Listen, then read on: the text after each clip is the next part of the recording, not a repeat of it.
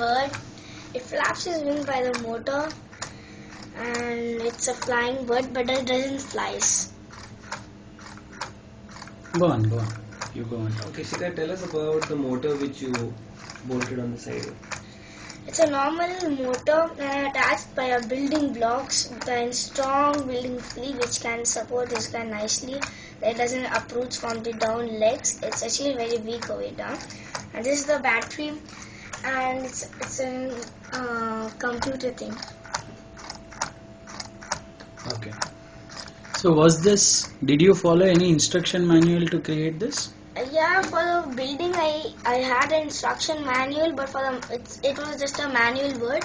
But for the real motor to move its wings, we decided and we made it, and we made the process work. Okay, so you improvised on the actual thing. Okay. Yes. Okay.